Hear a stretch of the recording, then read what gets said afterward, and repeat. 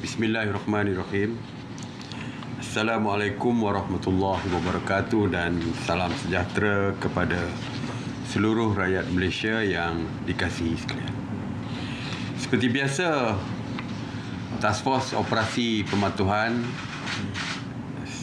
terus mempertingkatkan pemeriksaan bukan saja kepada individu tetapi di premis-premis perniagaan bagi memastikan pematuhan SOP sama ada kepada individu ataupun di syarikat-syarikat perniagaan, di premis-premis perniagaan, terutamanya yang melibatkan penyediaan peralatan dan juga merekod butiran diri. Jadi semua pihak tertakluk kepada SOP yang dikeluarkan. Jadi semalam PDRM melalui Task Force Operasi Pematuhan melibatkan 2,481 pasukan yang terdiri daripada 11,911 anggota.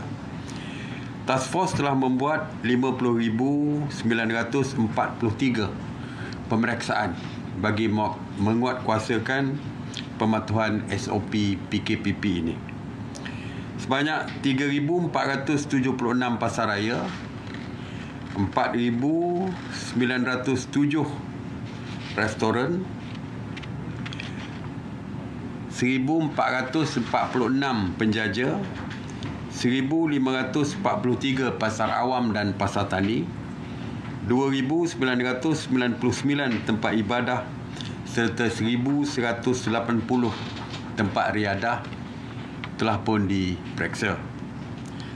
Semalam PDRM telah menahan 553 individu di atas kesalahan engkar pematuhan SOP PKPP. Daripada jumlah itu, seramai 532 individu telah dikenakan kompaun, seramai 21 individu pula direman.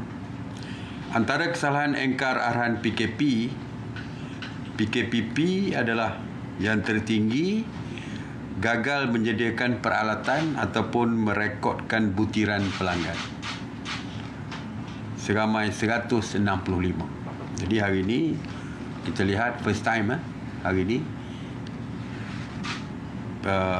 tindakan dikenakan paling ramai kepada pemilik premis perniagaan yang gagal mematuhi arahan SOP ini. Mengenai individu yang tidak memakai pelitup muka masih lagi ramai, iaitu semalam seramai 153 individu, manakala mengenai penjarakan sosial adalah seramai 87 dan ada juga premis-premis perniagaan yang beroperasi lebih daripada masa yang ditetapkan, iaitu sebanyak 37. Manakala aktiviti hiburan masih lagi ada seramai 18 orang dan perkara lain adalah seramai 93 individu. Mengenai kawalan sempadan negara, Ops Penting yang melibatkan penguatkuasa beruniform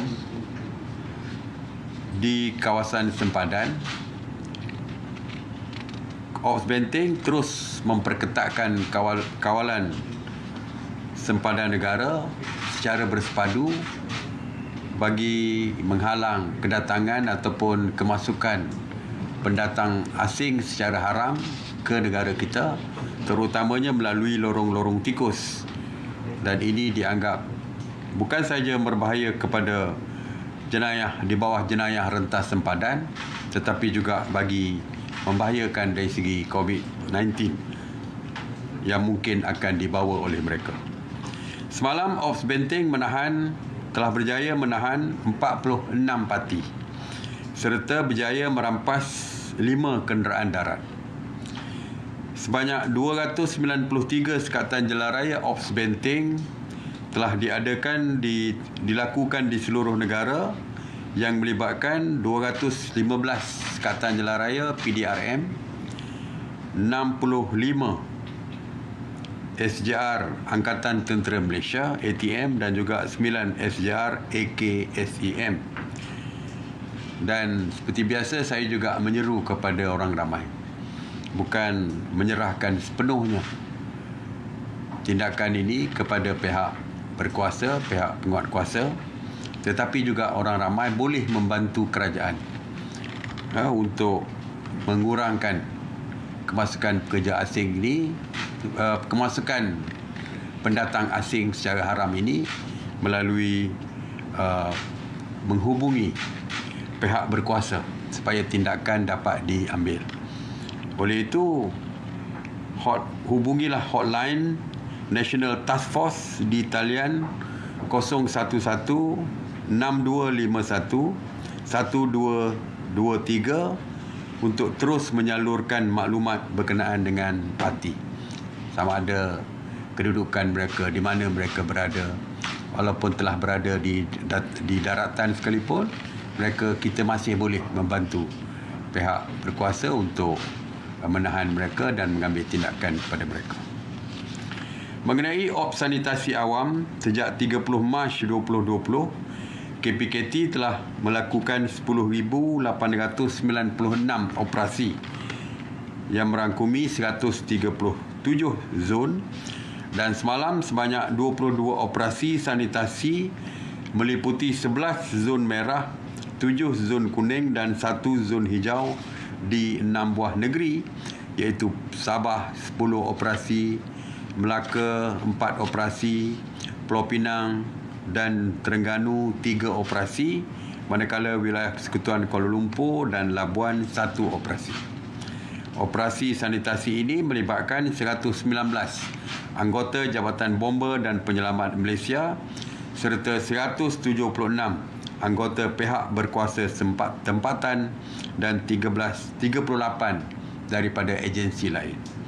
14 jentera Jabatan Bomba dan Penyelamat Malaysia telah digunakan dalam ops sanitasi ini. Mengenai kuarantin wajib, dari 24 Julai hingga 29 Oktober, seramai 57,396 individu telah pulang ke tanah air dan masuk melalui pintu-pintu masuk antarabangsa. Sama ada daripada pintu masuk melalui jalan udara, jalan laut ataupun jalan darat sekalipun. Bila saya sebut pintu masuk antarabangsa, termasuklah seperti di sempadan Johor Bahru dengan Singapura atau tempat-tempat lain. Daripada jumlah itu, seramai 9,221 individu menjalani kuarantin wajib di 63 hotel dan 17 premis lain seperti ILA dan sebagainya, termasuklah institusi pengajian swasta di seluruh negara. 381 individu telah dibawa ke hospital. Daripada jumlah yang saya sebutkan tadi, 381 didapati positif COVID-19 dan telah pun dihantar ke hospital untuk rawatan. Manakala 47,794 individu telah dibenarkan pulang ke rumah masing-masing.